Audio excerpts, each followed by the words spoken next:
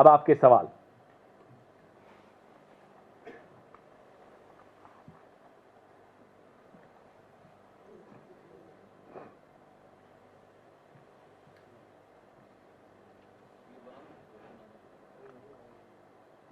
Mobile मत देखिए, message नहीं आने वाला उनका।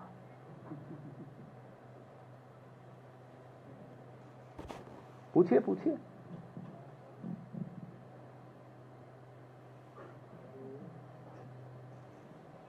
कोई सवाल नहीं नवनीत सहगल पे, आप मत डरिए, वो नहीं आएंगे यहां। तो मैं आपको प्रेस रिलीज भी भेज रहा हूं। एक महत्वपूर्ण मुद्दा इसमें मैं से शायद रह गया कि 2018 और 20 के बीच में सहगल परिवार ने एक 17.5 करोड़ की प्रॉपर्टी खरीदी। एसडीपी इंफ्राकॉन प्राइवेट लिमिटेड नाम की कंपनी से खरीदी। ये जानकारी आज सुबह ही मुझे मिली तो मैं नहीं बता पाया। ये एक ऐसी कंपनी है जिस पे इनकम टैक्स विभाग को शक है कि एक शेल कंपनी। इसी दौरान यूपी कॉन, जिस सरकार का संस्था है यूपी सरकार की, जिसके चेयरमैन नवनीत सहगल जी थे, यूपी कॉन इस कंपनी को किराया दे रहा था। यूपी कॉन ऐसी कंपनी को किराया दे रहा था जो कि शेल कंपनी मानी जा रही है, जिस कंपनी से यूपी कॉन के चेयरमैन के परिवार ने 17 करोड़ 59 लाख की एक प्रॉपर्टी खरीदी। अब ये कॉन्फ्लिक्ट ऑफ इंटरेस्ट इससे बड़ा और क्या हो सकता है? ये सब सार्वजनिक हो चुका है, छप भी चुका है, डरिए मत, छापिए। ये हितों के टकराव का एक उदाहरण आपको दिया है। वो रिपोर्ट अभी हमारे पास नहीं है, लेकिन वो रिपोर्ट मैंने सुना है घूम रही है। आप देखेंगे, मैंने 2 उदाहरण दिए कि 21 करोड़ का इन्वेस्टमेंट ऐसी कंपनी में किया जिसमें डायरेक्टर इनके बेटे खुद थे, और लोकायुक्त से कैसे गायब हुई, लोकायुक्त को कैसे नहीं मिली ये रिपोर्ट। ये 3-4 सवाल जो हमारे हैं, और ये मोदी जी से सवाल इसलिए भी पूछना जरूरी है कि साहब, आप हमारे प्रधानमंत्री, आज डॉक्टर मनमोहन सिंह जी की पुण्यतिथि भी है, उनको हम श्रद्धांजलि देते हैं। उनके लिए कहते थे कि साहब वो रेनकोट पहनकर नहाते हैं। अब मौन मोदी क्यों बनकर बैठे हैं? मोदी जी चुप क्यों हैं? क्यों नहीं जवाब दे रहे कि हिरेन जोशी का स्टेटस क्या है, कि क्यों प्रसार भारती में उनको पहले नवनीत सहगल को लगाया गया और क्यों फिर उनको हटाया गया? क्या नवनीत सहगल को फिर से आप पीएमओ में लाने की कोशिश कर रहे हैं? ये तमाम सवालों के जवाब हम मांग रहे हैं सरकार से, और उम्मीद करते हैं कि सवालों के जवाब मिलेंगे। आपके सवाल तो है नहीं आज, तो आपने जो कहा था उसके बारे में थोड़ा विस्तार से बताएं। 112 करोड़, 112 करोड़ का स्कैम है। 112 एक डायल सर्विस है, तो इसलिए इसको लिंक किया कि सब कुछ आसान हो जाता है। इस स्कैम में जो जुड़ा हुआ आदमी है उसके बारे में रिपोर्ट तक लोकायुक्त को नहीं पहुंचती। इस स्कैम का जो किंग पिन है, उसकी तुरंत रिटायरमेंट के बाद उसको एक अच्छी जगह पर बैठा दिया जाता है जहां ये मीडिया को कंट्रोल कर सकते हैं। और अब जब वहां से हटाया गया तो सुना है कि अब पीएमओ में लाने की कोशिश हो रही है। तो ये बहुत स्मूथ सर्विस है 112 की, ऐसी सर्विस जिसमें रास्ते खुलते चले जाते हैं, दरवाजे खुलते चले जाते हैं।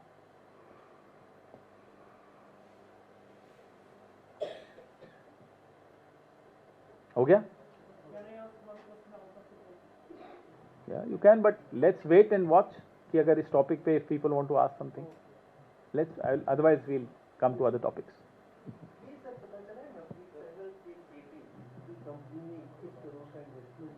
वो कौन सी कंपनी है जिसमें, या क्या वो सेल कंपनी है या जिसमें इन्वेस्टमेंट किया है? जो जिस पोर्टल में ये रिपोर्ट आई है उसमें ये डिटेल्स आपको मिलेंगे, और इनकम टैक्स की जो 254 पेज की रिपोर्ट है उसमें भी है ये।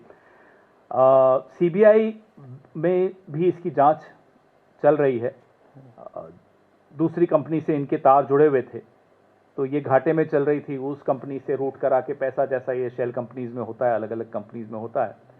तो लेकिन इस कंपनी के डायरेक्टर इनके बेटे थे। तो जो रुचिकर बात है वो ये है कि सीधा सीधा कॉन्फ्लिक्ट ऑफ इंटरेस्ट इसमें भी दिखता है।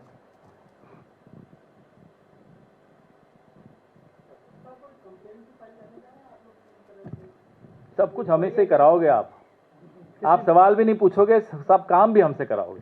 नहीं, कोई कंप्लेंट तो बनता है ना अगर इस तरह की गड़बड़ी अब आप मुझे बताइए कि इनकम टैक्स डिपार्टमेंट अपनी रिपोर्ट भेजता है लोकायुक्त को और लोकायुक्त तक रिपोर्ट नहीं जाती, ऐसे में कंप्लेन हम कर भी देंगे, शायद आप छाप भी देंगे दया करके कि चलो छाप दो, कंप्लेन कर दिए, लेकिन जो चल रहा है इस देश में, अगर उसके बारे में हम सब चुप हो गए, हम और आप दोनों, तो फिर मुझे लगता नहीं कि ज़्यादा कुछ बचेगा, ना आपके लिए करने को ना हमारे लिए करने को। इसलिए ये ज़रूरी है कि आवाज़ उठाई जाए, ये ज़रूरी है कि सवाल पूछे जाएं, ये ज़रूरी है कि जवाब इनसे लिए जाएं और जवाबदेही तय की जाए।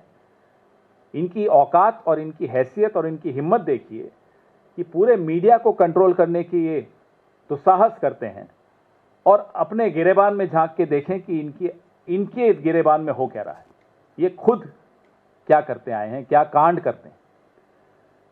अब आप लोगों को आजकल बड़ा चल रहा है कि साहब देखो, आजकल जिनको हम हंसते थे मीडिया के एंकर्स पे, आजकल बड़े रौब से बोल रहे हैं, जोश से बोल रहे हैं।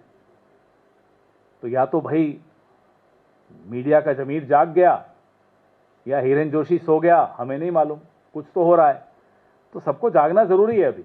उम्मीद करते हैं कि ये जल्दी वापस ना सोएं, जागे रहें, जो अब थोड़े दिनों में आवाजें जिनकी बहुत ऊंची ऊंची आ रही हैं। मुस्कुराते बड़ा अच्छा है आप।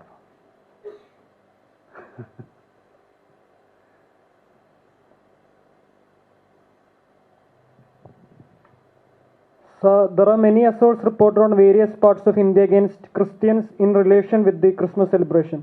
What is the Congress Party's take on this? Is the Christmas and preamble of our Constitution being sidelined by religious forces? Well, we have lashed out very sharply against these elements.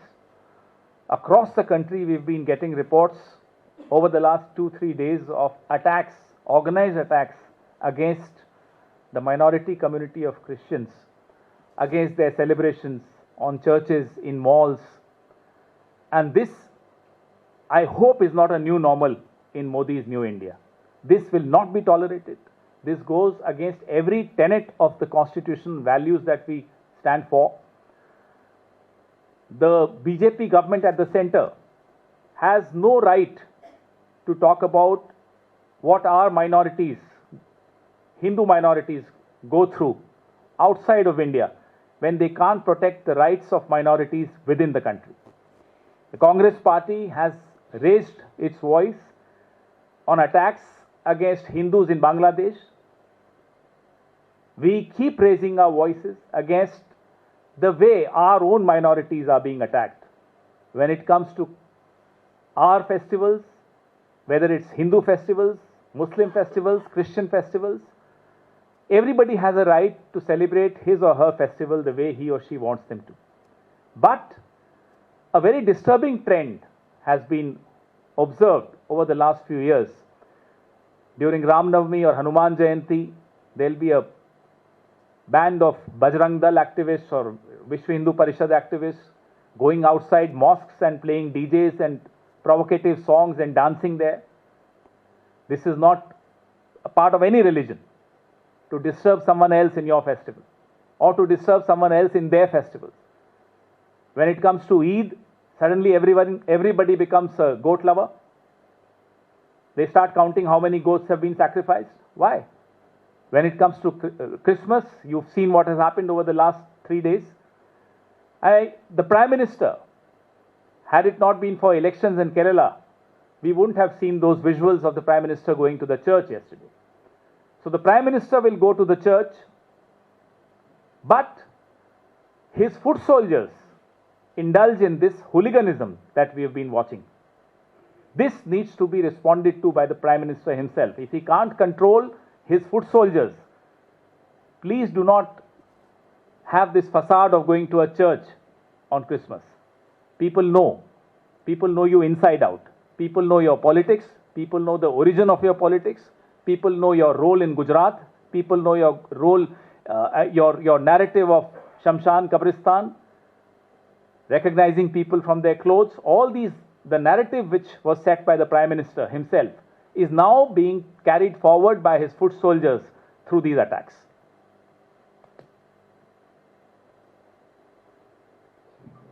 Sir, I have two questions. One of the rape survivor in Madhya Pradesh, she has attempted suicide. She has named the son of a BJP leader from Madhya Pradesh, and now she has attempted suicide. Do you believe that this is the lack of law, the right kind of action which needs to be taken in such kind of cases that she has been forced to do No, this?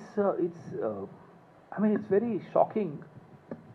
Whether it's Ankita Bhandari, whether it's Hathras, whether it's Kathua, whether it's Unnao, and now you're talking about Madhya Pradesh and several other examples across the country, you will see the brazenness with which rapists think they can get away with the crime. This brazenness comes only when you have very powerful, strong people backing you.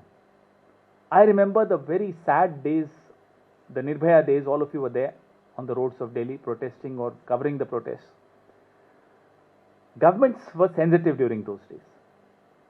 You would not see a single political activist fighting for the rapist. In 75 years, I don't think you've ever seen that. But over the last 7-8 years, starting from Kathua, where there was a rally taken out by the BJP in favor of the rapists, then you saw Hathras, then you saw Kannauj, then you saw Unnao, then you saw Ankita Bhandari's case. Recently, Dushyant Gautam's name came up, who is a senior leader, Rajya Sabha MP of BJP. And now you're talking about Madhya Pradesh. So there is a pattern. The pattern is of powerful politicians backing rapists. And therefore, the brazenness with which these rapists think they can get away with the heinous crimes they have indulged into.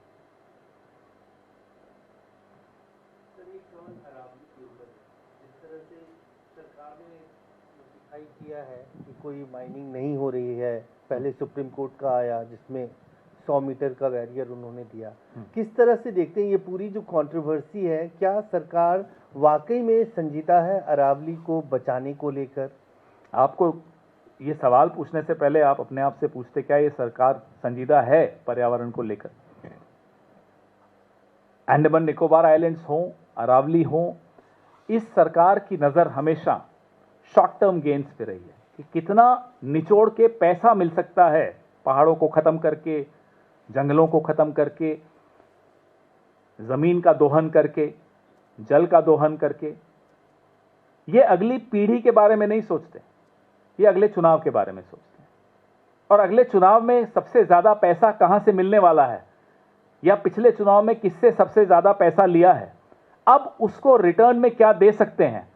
उसमें अरावली भी आ सकते हैं, उसमें Andaman Nicobar islands के जंगल भी आ सकते हैं, उसमें सिंगरौली भी आ सकता है, उसमें आपके झारखंड, छत्तीसगढ़, ओडिशा यहाँ के जंगल भी आ सकते हैं, उसमें कश्मीर की इलीगल माइनिंग भी हो सकती है, वहां सब कुछ हो सकता है, क्योंकि अपने दोस्तों को लाभ पहुंचाना है।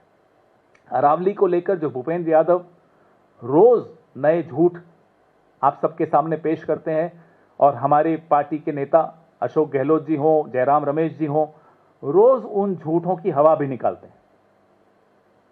अभी 2 दिन पहले भूपेंद्र यादव कहते हैं, साहब आपके वक्त इलीगल माइनिंग होती थी। ठीक है साहब, तो इलीगल माइनिंग होती है तो क्या उसको लीगलाइज कर दिया जाए? रेप भी होते हैं तो क्या लीगलाइज कर दोगे? साहब 10 लाख दो, रेप कर सकते हो, 15 लाख दो, मर्डर कर सकते हो। क्या ऐसा होता है? इलीगल होता है इसलिए उसको लीगलाइज कर दे, ये कभी हमने सुना नहीं। ये न्याय की कौन सी परिभाषा है, ये भूपेंद्र यादव ज्यादा जानते होंगे। मुझे नहीं लगता वो हमारे राज्य के हैं, जीते होंगे वहां से। हमारे राज्य के होते तो इस तरह की सोच नहीं हो सकती। राजस्थान में मैं ये मानता था, मैं था इसलिए बोल रहा हूं कि अब नहीं मानता हूं, किसी भी राजनीतिक दल का व्यक्ति हो, अरावली को लेकर संजीदा ही नहीं, भावनात्मक भी उसका रिश्ता होता है अरावली। भूपेंद्र यादव का रिश्ता राजस्थान से सिर्फ वोट का रिश्ता है, दिल का रिश्ता नहीं है। अरावली पे जो उन्होंने स्टैंड लिया, इससे यह साबित हो जाता है कि ये सिर्फ यहां वोट लेकर सत्ता लेने आते हैं, उसके बाद यहीं जिस थाली में खाते हैं उसी में छेद भी करते हैं। यहीं के अरावली तबाह भी कर रहे हैं। अरावली पर आने वाले दिनों में हम अपनी पूरी रणनीति भी आपके सामने रखेंगे। हो गया? एक बार और पूछ लूं, नवनीत सहगल पे कुछ पूछना हो तो। हंस रहे हो, उनसे भी डरते हो क्या? अभी जंगल में सिर्फ शेर से डरना चाहिए, अब हिरन से भी डरोगे, गीदड़ से भी डरोगे, लोमड़ी से भी डरोगे तो कैसे काम चलेगा? ये तो खरगोश है, उससे भी डर रहे हो आप। धन्यवाद।